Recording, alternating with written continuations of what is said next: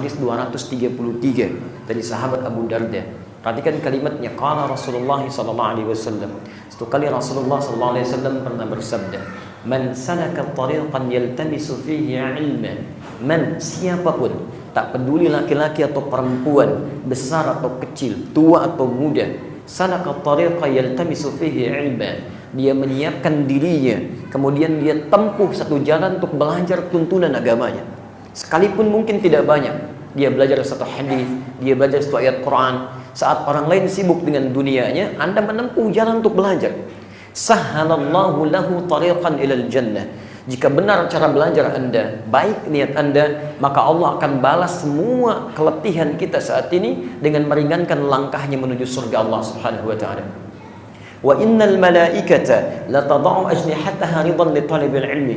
Dan sungguh sejak orang ini berangkat dari tempat dia tinggal, ada yang dari rumahnya, apartemennya, tempat dia kerjanya, sejak dia mulai melangkah datang di majlis ilmu sampai kembali, kalaulah penuntut ilmu mengetahui, kata Nabi, para malaikat itu kemudian, ini yang paling menarik, membentangkan sayapnya memberikan ridha kepada para penuntut ilmu itu.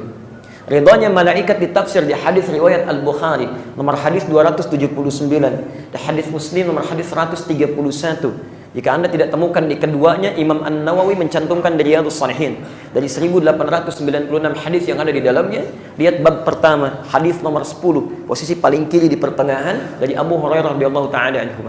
Masya Allah, apa yang kemudian bisa didapatkan? Ya, ridhanya malaikat disebutkan di hadis itu. Ini konteks orang yang ke masjid untuk ibadah. Yang ke masjid untuk ibadah. Saat dia mulai masuk masjid, kata Nabi SAW, wal malaikatu yaqulun. Para malaikat kemudian berdoa, bermohon pada Allah Subhanahu wa taala. Allahumma arhamhu. Ya Allah, mohon rahmati orang ini. Allahumma ighfir lahu, ampuni dosa-dosanya ya Allah. Allahumma tub alaihi. Ya Allah, mohon terima taubatnya. Terima taubatnya. Tidak main-main, teman-teman. Ya Allah, mohon rahmati dia. Dalam Quran kalimat rahmat setidaknya punya 3 arti. Satu, ampunan dari seluruh dosa yang sangat berlebih. Quran surah 39 ayat 53. Qul ya ibadiyalladzina asrafu ala anfusihim la taqnatu min rahmatillah. Katakan Muhammad pada hamba-hambaku yang sudah berlumur dosanya, jangan pernah putus asa dari rahmat Allah Subhanahu wa taala. Yang kedua, bisa solusi dari setiap persoalan kehidupan. Quran surah kedua ayat 155 sampai 157. Posisi paling kiri sebelah atas sampai dengan ke tengah. Wala nabluwannakum bisyai. Setiap orang yang hidup akan dihadapkan pada persoalan-persoalan kehidupan. Ketika Anda akan diberikan solusi oleh Allah, yang pertama diberikan rahmat. Quran surah kedua ayat 157-nya. Ulaika alaihim salawatun min rabbihim wa rahmah. Rahmat diturunkan.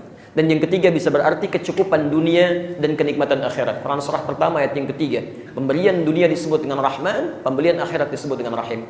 Anda masuk ke masjid, belum melakukan aktivitas, malaikat sudah mengatakan, ya Allah rahmati dia. Mohon rahmati. Makanya Anda masuk masjid, Anda ucapkan Allahumma ftah li abwaba rahmati. Ya Allah, mohon bukakan bagiku pintu rahmatmu. Allah tawarkan, mau rahmat yang mana? Apakah rahmat dunia? Keinginan akhirat? Ingin ampunan dari dosa? Atau Anda punya masalah, saya ingin berikan solusinya. Sujud, mintakan pada saya. Maka teman-teman, pernah ada dulu seseorang yang Masya Allah, ya, keadaan hidupnya penuh dengan keburukan. Dosanya barangkali menurut pandangan orang tak terlukiskan. Tiba-tiba datang hidayah Allah, orang ini ambil, dia mau berubah. Dia konsultasi pada seorang syekh, syekh saya ingin berubah. Kata syekhnya, kamu berbuat buruk ini karena lingkungan kamu tidak bagus. Bukan kamu bukan orang baik, bukan. Tapi lingkungan kamu ini tidak bagus. Kamu hijrah, pindah, belajar di tempat itu, cari guru yang baik, belajar dari alim itu. Allahu Akbar, begitu dia kuatkan tekadnya, bertobat pada Allah, tobatnya menggugurkan dosa-dosanya. Lalu dia berangkat menuju tempat ta'lim itu. Di perjalanan qadar Allah, belum sampai ke tujuan, tiba-tiba maut datang lebih cepat dari apa yang dia bayangkan. Meninggal dia saat itu. Maka disampaikan, lihat kalimatnya, dakhalal jannah, disampaikan berita baik bagi orang ini, dia masuk surga. Pernah bunuh 100 orang. Dia berusaha untuk berubah, datang ke majlis ilmu.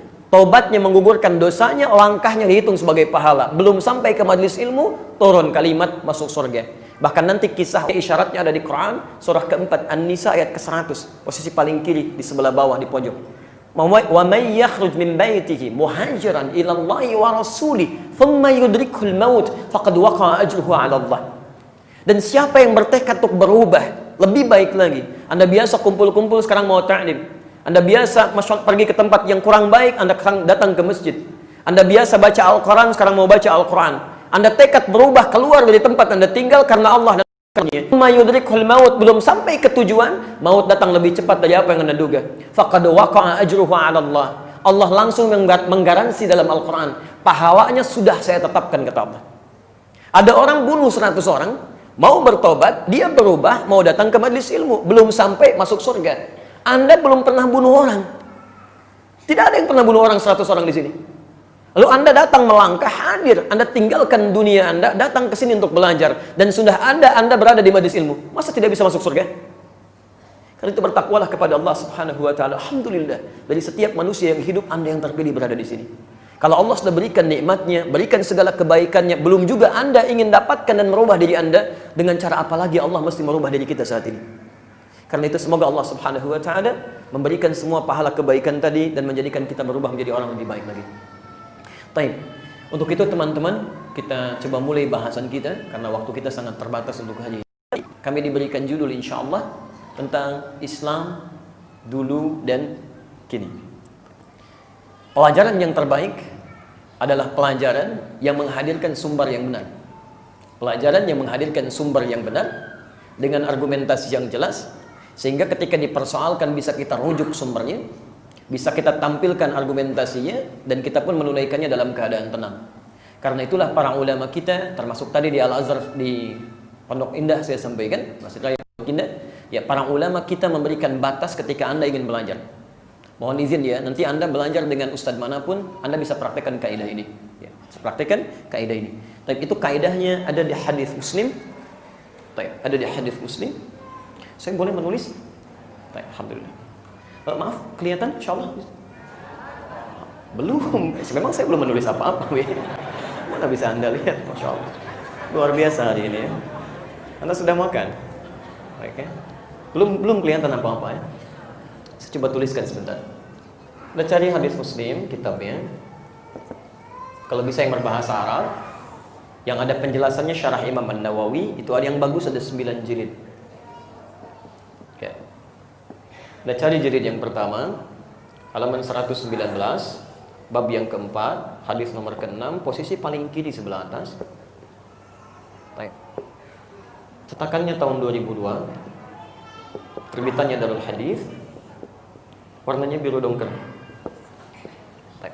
Di sini seingat saya ada di Jalan Pramuka di Rawamangun ya, untuk yang seperti ini. Saya dulu beli 26 Juli 2006 di Husainiyat di Al-Azhar.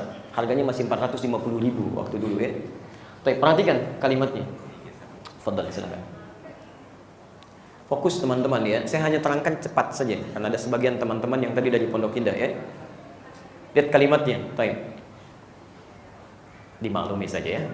Papan tulis tidak bisa bergeser ke beberapa tempat ya. Baik. Perhatikan kalimatnya. Bismillah. Babul isnadi minad din. Ini kaidah untuk belajar. Babul isnad minad din.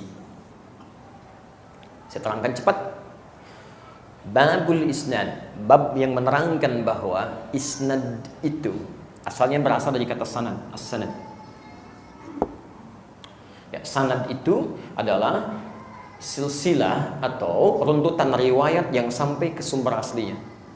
Jadi kalau Anda terima informasi terus dilacak sampai ke sumber primernya disebut dengan sanad. Di hadis ada sanad, ya. Anda dengar hadis Imam Al-Bukhari. Al-Bukhari nggak pernah ketemu dengan Rasulullah. Lalu Anda ingin lacak dari mana dapatnya Imam Al-Bukhari? Anda cari 1, 2, 3 dari si fulan sampai ketemu dengan Rasulullah SAW. Itu disebut dengan sanad namanya. Jelas? Baik. Kalau kemudian Anda ingin pelajari riwayatnya, maka pembelajarannya disebut dengan isnad. Jelas? Nah, sekarang perhatikan ketentuannya. Dalam tuntunan agama kita dirangkum di hadis Muslim. Perhatikan babnya. Babul isnadi, bab belajar. Bab belajar yang langsung bersumber pada sumber intinya. Ya. Belajar yang langsung bersumber pada sumber intinya. Kita telusuri sampai bersumber ke Nabi, sumber intinya. Itu minad din, termasuk bagian dari agama. Yang penting dari agama. Jadi ad-din. Jadi kalau Anda ingin menerapkan misalnya ketentuan ad-din, ketentuan agama kita, misal kita diperintahkan untuk salat ya, Al-Baqarah ayat 43 ya, posisi paling kanan di pertengahan, wa aqimus salat, dan tunaikan salat, ketentuan perintah dari agama. Bagaimana cara sholatnya? Tidak mungkin Anda langsung sholat. Anda akan belajar ilmunya dulu. Maka kalau Anda ingin benar cara sholatnya, maka Anda harus belajar dengan benar cara menunaikan sholat itu. Pelajari ilmunya dengan benar. Telusuri sampai ke Rasulullah SAW. Maaf, Anda belajar caranya tidak benar, maka akan menentukan kualitas sholat Anda. Sholat Anda pun tidak akan benar. Anda belajar sholat dengan cara yang tidak benar, maka ibadahnya pun berdampak kepada penerimaan yang tidak bagus. Hasilnya tidak akan benar. Karena itu, mohon izin, pernah terjadi di zaman Nabi SAW. Di Al-Bukhari nomor hadis 751, 757, di hadis Muslim nomor hadis 397. Kalau berbeda nomor, cari babul musifis shalah, bab tentang orang yang sholatnya kurang bagus. Secara singkat, ada seorang lelaki namanya Khalad Az-Zuraiqi. Ja'a rajulun ila Nabi SAW. Datang seorang lelaki pada Nabi SAW. Fadakhala ila al-Masjid Nabawi, masuk ke Masjid Nabi. Fasalla bi janbin Nabi SAW. Salat di samping Nabi. Maka tatkala setelah selesai salatnya, falamma sallama yaminan wa shamala, tatkala salam ke kanan dan ke kiri, faqala lahu an-nabi SAW. Maka Nabi SAW berkata pada orang ini, "Shalli fa innaka lam tusalli." Anda silakan salat lagi karena Anda belum salat. Padahal orang ini telah selesai salat. Karena cara sholat dia, belajarnya tidak tepat sesuai dengan yang dituntun oleh Nabi, maka kata Nabi, ulangi sholatnya, Anda belum benar. Diulangi sampai 3 kali, Nabi mengatakan kalimat serupa. Sampai dia katakan, "Ya Rasulullah, ma uhsinu ghairah, alimni." "Ya Rasulullah, saya tidak bisa lebih baik daripada ini, tolong ajarkan saya." Maka diajarkan oleh Nabi SAW dari mulai awal sampai akhirnya. "Idza qumta ila shalah asbighul wudu." Kalau salat Anda ingin benar, sempurnakan wudunya, begini caranya. "Tsumastaqbilul qiblah," menghadap ke kiblat, begini caranya. Lalu diajarkan dari awal sampai akhir. Dari situ Nabi mengatakan, dan kita dengar kalimatnya sampai sekarang. Al-Bukhari nomor hadis 651. "Shallu kama ra'aitumuni usolli." Salatlah kalian persis seperti melihat saya salat. Jadi kalau Anda ingin salat pun nggak bisa sembarangan. Anda salat, sahabat Nabi aja hidup di zaman Nabi, salat di samping Nabi, di masjid Nabi. Karena cara belajarnya tidak tepat, kata Nabi, salat Anda nggak benar, ulangi salatnya. Anda bukan sahabat Nabi, nggak hidup di zaman Nabi, sholat tidak di masjid Nabi, bukan di samping Nabi, merasa benar dengan sholatnya. Itu yang agak aneh. Yang paling aneh, sahabat Nabi, tinggal di zaman Nabi, dekat dengan Nabi, masih mau belajar ketentuan Nabi. Masya Allah. Yang tempat belajarnya, tempatnya masjid, keadaan sederhana, alasnya cuma tanah, kalau hujannya pasti bocor, kalau panas ya kepanasan, tiang-tiangnya pelepah kurma, atapnya daun-daun kurma, masih mau belajar dengan Nabi. Anda kurang apa lagi? Masya Allah, tempatnya bagus, ada kipas anginnya banyak, karpetnya nyaman, keadaannya tenang, ada snacknya juga, direkam lagi gitu kan, ustaznya datang sendiri, nulis sendiri, ngapus sendiri, Masya Allah.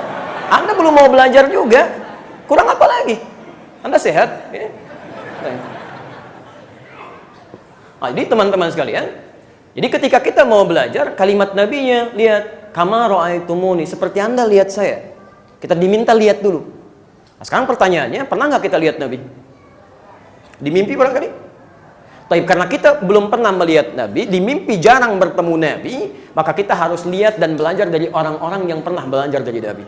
Diurut sampai dengan ke kita. Itulah yang disebut dengan sanad, pelajaran yang disebut dengan isnad.